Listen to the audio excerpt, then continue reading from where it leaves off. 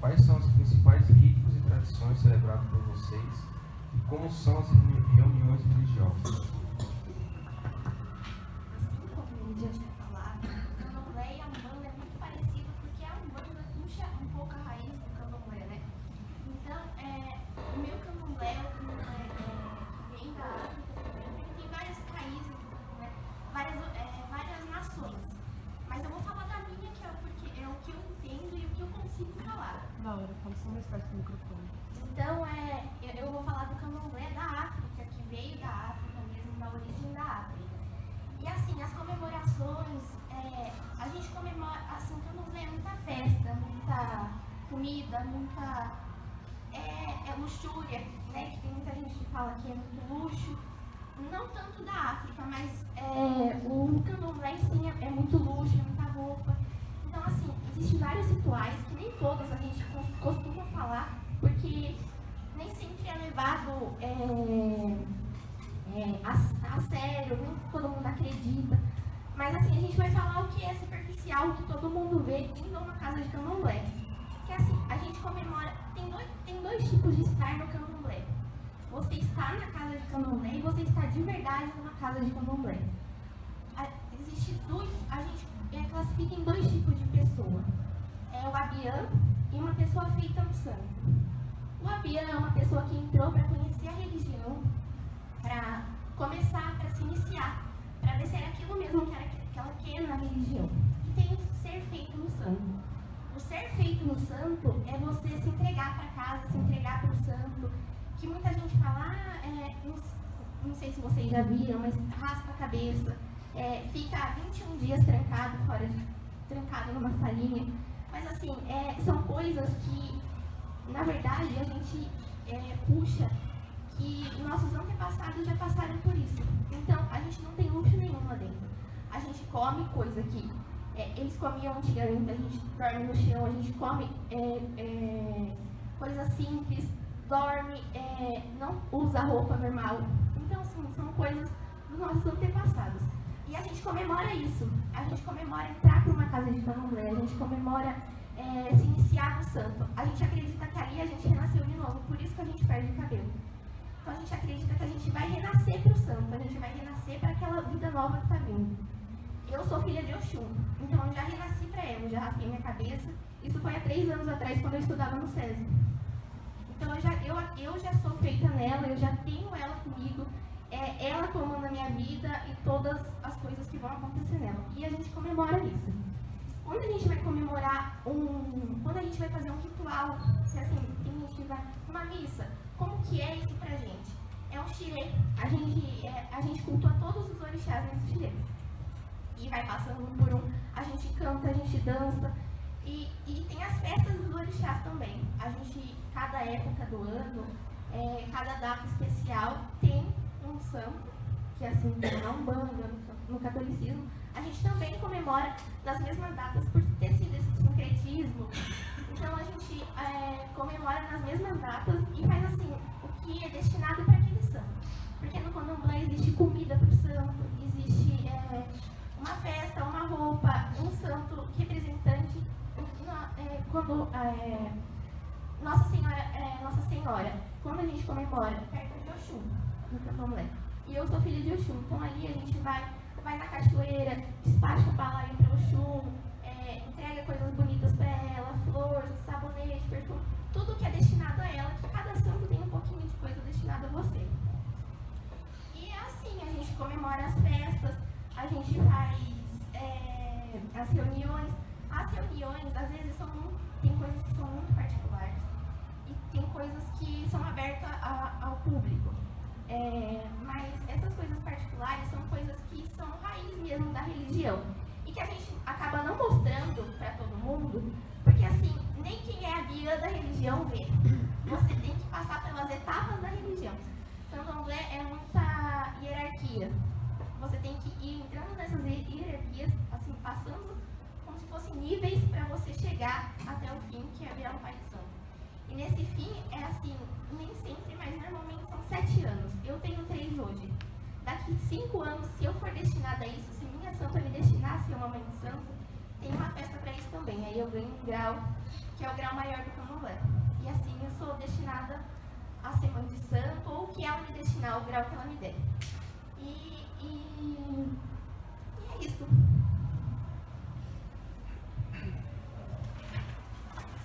Bom, como eu falei também nas outras perguntas, né, o nosso ritual religioso, a nossa reunião, ela é chamada de gira, né, então eu vou começar também da mesma ideia da pergunta passada.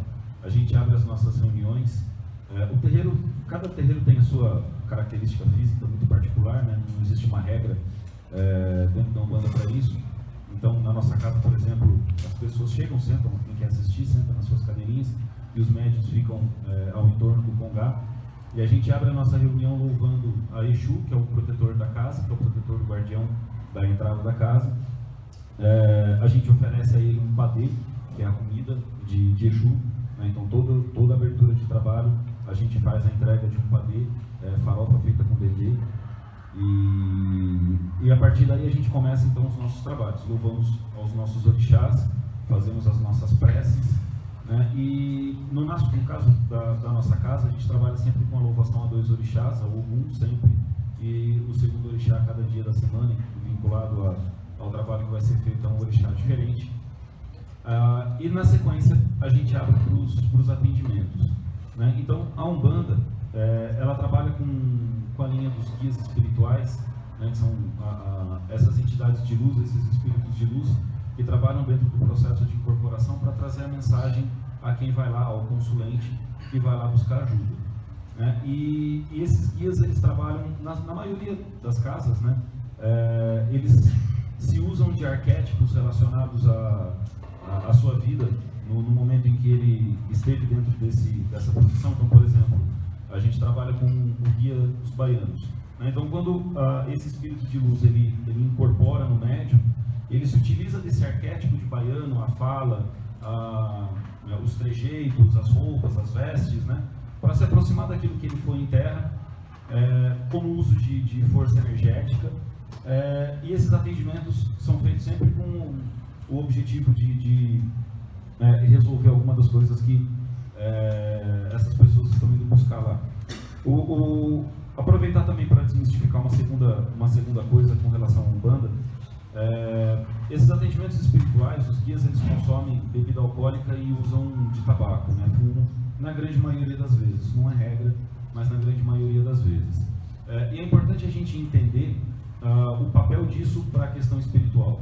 A bebida alcoólica, no caso do baiano, as batidas de coco, no caso do boiadeiro, a cerveja, no caso dos Exus, o uísque ou a pinga, né, os fumos, o cigarro de palha, o cigarro normal, os charutos, eles têm, no caso da bebida, o álcool ele é esterilizante, né, ele é um agente de limpeza. Então, quando a entidade ela consome o álcool e conversa com a pessoa, né, e se aproxima da pessoa para conversar, esse álcool ele também é colocado próximo ao corpo da pessoa e ele também tem, então, essa função de limpeza.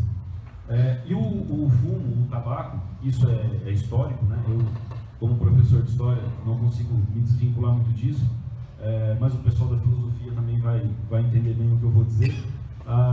O fogo, o tabaco, quando ele é queimado e produz o fogo é o elemento responsável pelas grandes mudanças, né? Se a gente for lá em Heráclito, na Grécia Antiga, a gente já vai ver que para ele a arqué, né, o elemento principal, primordial, era o fogo e era responsável pelo que ele chamava de dialética, ou seja, das mudanças.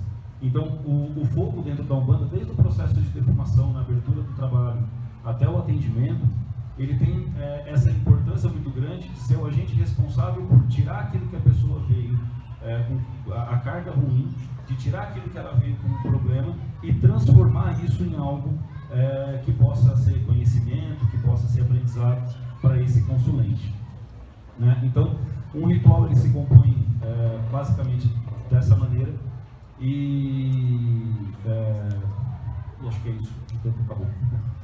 Mas basicamente o trabalho dentro do terreiro de Umbanda se faz dessa forma, né? E a gente encerra agradecendo sempre aos trabalhos, agradecendo a Xangô, o orixá das pedreiras, o orixá da justiça, agradecendo a ele que aquele trabalho tenha sido então pleno de justiça, pleno de coisas corretas.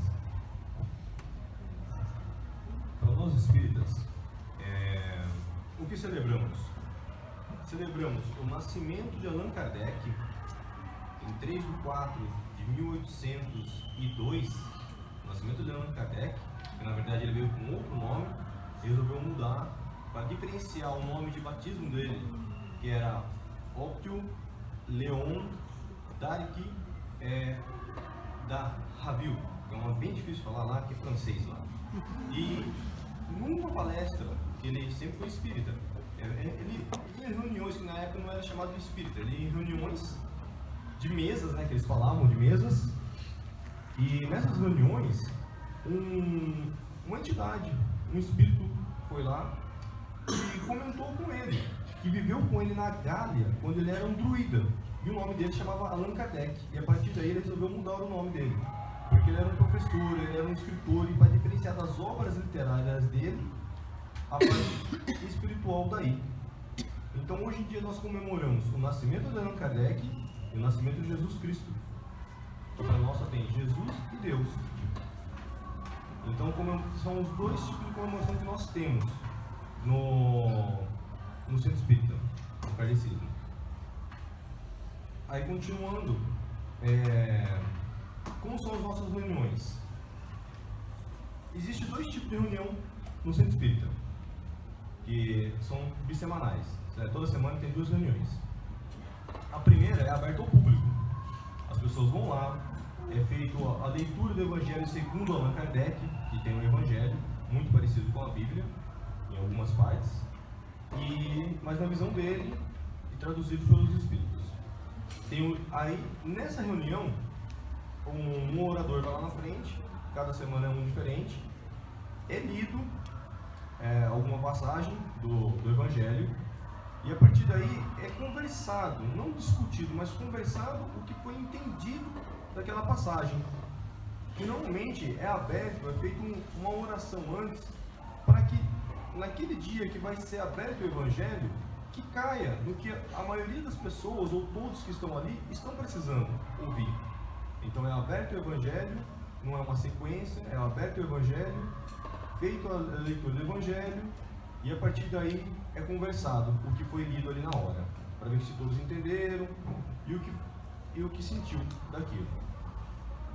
Após isso, existe uma salinha onde tem médiuns que vão fazer o quê? Vão dar um passe energético. O que é o passe energético? Na hora ali, retirar toda a energia que você carregou durante o dia, durante a semana, que está no seu espírito, que está preso em você. Que existe, para nós espíritas, para quem que tem vários tipos de espírito, tem um médium que recebe a entidade, tem um médium psicografado, que ele vai só escrever, tem um médium clarividente, que ele enxerga as entidades e as energias que estão ao redor. Aí o que acontece? Para nós, tendo esses médiuns que nos explicam, que eles veem em volta de nós larvas astrais, que sugam a nossa energia. Depende do ambiente que você está. Quanto mais sujo, não sujo de sujeira, de coisa errada, de gente ruim, existe mais energia ruim ali. Então você vai encontrar muito mais larvas astrais em você. E a inveja que uma pessoa tem contra você também cria larvas astrais. E a sua inveja das outras pessoas também cria em você larvas astrais. Então você vai lá nessa hora desse passe para tirar essa energia. E como nós somos feitos de energia, é que nem um imã, você passa e vai capturando tudo. E depois é tomado uma água fluidificada para retornar a energia para você. E no outro dia, existe um trabalho de desobsessão, mas é fechado. Somente com os médios mais evoluídos, mais estudados, é feito o estudo do livro dos Espíritos, que daí é um livro somente ditado pelos Espíritos para nós. E aí, esse daí tem uma sequência. Esse tem uma sequência, você vai estudando o livro dos Espíritos, que existe perguntas e respostas nele. Aí, nesse dia também tem o trabalho de desobsessão. Pessoas que estão sendo obsidiadas pelos irmãos, que já se foram e que não querem desvincular da Terra, que existe muito disso. A pessoa então pega a matéria que ela não vai nem para o umbral e nem para o céu, ela fica na Terra e gruda em você. E isso é o que causa a maioria dos vícios na Terra. Quanto mais você gosta de alguma coisa, algum espírito perdido também gosta daquilo e ele vai grudar em você. E quanto mais você gosta daquilo, mais espíritos vão grudar em você. Por isso a gente tem que superficiar mesmo com o que fazemos, com o que pensamos. Porque é através da ação e do pensamento que surgem essas coisas. É mais ou menos isso. Bom, no budismo, eu vou falar assim do budismo de Nichiren Daishonin, tá? Da parte dos ritos como nós fazemos, porque budismo, para quem não sabe, existem centenas de vertentes, assim como o cristianismo, né? Então, o budismo, às vezes, vocês estavam pensando que iam ver um monge de laranja careca aqui, vocês só estão vendo um careca porque não tem o cabelo. Mas assim, os ritos, né, e tradições do budismo, no budismo Nichiren, na verdade a gente acaba realizando todos os dias, né? Nós fazemos as nossas orações em casa, né? Quem é budista tem um oratório na sua casa. Dentro desse oratório existe um pergaminho que nós chamamos de Gohonzon, né? Ele é um pergaminho todo escrito em japonês. Nós consideramos ele como o espelho da nossa vida, né? Que ele está representando ali todos os estados de vida que tem na vida do ser humano, né? Não existe imagem de Buda que nós temos no oratório, por exemplo, porque Nichiren Daishonin, quando ele encontrou, né, essa essência, né, do budismo no Gohonzon, ele colocou ali o estado de vida dele, né, representando todos os seres humanos, né? Se ele tivesse colocado uma imagem dele ali, a gente estaria fazendo as orações somente direcionadas a ele e esquecendo dos demais Budas que já existiram, que foram inúmeros, né? Como eu disse, Buda é um estado de vida, de sabedoria, né, de cada ser humano, né? O rito, ele é basicamente, né, o rito diário, né? Nós fazemos as orações na parte da manhã e na parte da noite, né? A da manhã é determinando a nossa vitória no dia a dia, né? Nos nossos afazeres no decorrer do dia. E à noite é agradecendo todas as conquistas que nós obtivemos naquele momento, né? E determinando, né, lógico, as vitórias dos dias seguintes, né? Então isso é feito todos os dias. Não é feito de forma sentado no chão, meditando, alguma coisa do tipo, ou com o olho fechado, não pensando em nada. Na verdade, nossas orações são na frente do oratório, sentados numa cadeira de forma confortável, né? E a principal oração é o Nam-myoho Renge-kyo, né? É um mantra que a gente recita, né? E isso não tem um tempo específico, vai de cada um, da vontade de cada um, né? E esse Nam-myoho Renge-kyo é o mesmo mantra que está escrito nesse Gohonzon, que é esse pergaminho que fica consagrado dentro do oratório, né? Então, todas as reuniões que nós participamos, seja num Kaikan, seja num centro cultural, que também é outro nome que a gente denomina os prédios, né, da nossa organização, todas as atividades são feitas, as orações, e são sempre as mesmas orações, né, que é a leitura da liturgia, né, corresponde aos 2 principais capítulos do Sutra do Lótus, e a recitação desse mantra Nam-myoho Renge-kyo, né, além das orações silenciosas, né, que é basicamente agradecimento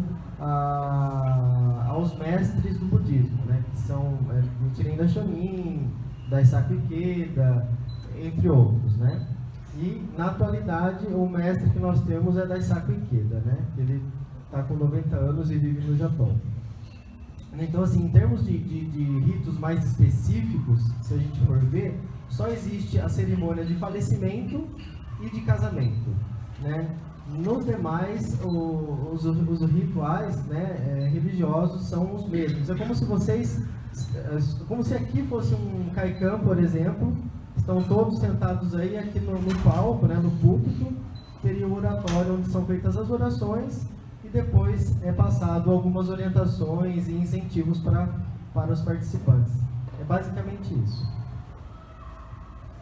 Então, para Para nós católicos, apesar de que muitos não fazem, tem um rito individual que toda manhã, quando se levanta, fazer o seu agradecimento pela noite e pedir essa força do Espírito que já está em nós, que possa se manifestar, porque durante o dia você haja de acordo com a palavra de Deus. Só que muitas vezes não se faz esse rito, mas faz parte da tradição católica.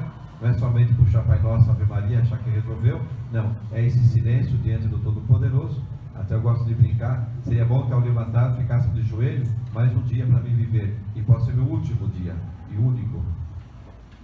Deveríamos, né? Aí tem as orações diante das refeições, para começar o trabalho, Deus presente na sua vida o dia todo, porque a oração se faz o dia todo, vai ter esse momento de rito de parar um pouquinho. À noite, devia ser o exame de consciência, o que eu fiz durante o dia de hoje, em que eu fui desonesto, em que eu fui corrupto, quais foram as coisas boas que eu fiz, assim deveria ser o nosso dia. Iluminado pela palavra de Deus, se pudesse de manhã como à noite, ler o texto bíblico, não uma frase como muitos fazem aí, que abre uma frase como fosse algo mágico, não, lendo aquele contexto, para que essa palavra te alimente.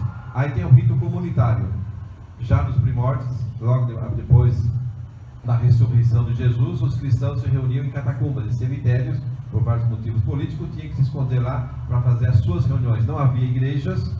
Isso foi em 314, por aí, quando Constantino assumiu o cristianismo como igreja oficial, que no meu ponto de vista foi uma desgraça. Depois tornou oficial. Você não era cristão por opção, mas por privilégio. O seu imperador era, não você? Então virou uma coisa mais oficial. E foi trágico, bom porque se expandiu, trágico porque não se tornou mais uma martiria. Eu vou ser porque eu posso ser mártir, eu posso morrer. Então surgiu a Santa Missa, que nós entendemos baseado na Quinta-feira Santa, quando Jesus celebra lá a sua última ceia, faço isso em minha memória. Então o centro da igreja está na Eucaristia, Deus que se faz presente no pedaço de pão. Mas é bom recordar que esse pão é para ser comido. Muitas vezes nós achamos que pão é para ser adorado. É adorado também, mas pão, quando Jesus escolheu algo tão simples que dê acesso a todos para nos fortalecer. Ele diz: quem come desse pão vive eternamente. Ou seja, o nosso rito principal, que é a comunhão na missa, é você comungar Jesus, não só uma comunhão entre nós, mas com toda a humanidade, e eu quero ser o outro Cristo. Ao comungar a hóstia, eu tenho que entender, eu quero me identificar mais com Jesus. Cada um que comunga, e vocês que vão na missa e comungam, que são católicos, tem que ter essa intenção. Eu quero me parecer com Jesus, porque Ele é o caminho. Aí nós temos mais os outros sacramentos, que fosse uma escada, degrau que se vai subindo, para se aproximar de Deus. O rito do batismo, da crisma, da penitência, da Eucaristia, da ordem, que é dos padres, para a ordenação, do casamento, a unção dos enfermos, que muitas vezes acham que tem que chamar o padre para já desocupar aquele lugar no hospital, não vai lá benzer que tem que morrer logo. Não, a unção dos enfermos não existe a última, não é a extrema unção, é o momento de apaciguar os corações das pessoas que estão diante daquele momento difícil, que é a dor, ou a solidão de um hospital, da sua casa, onde o padre vai com a palavra dizer: não, o Deus te ama, você está preparado? Se quer já, faça a vontade de Deus, vai em paz ou recupera a sua esperança.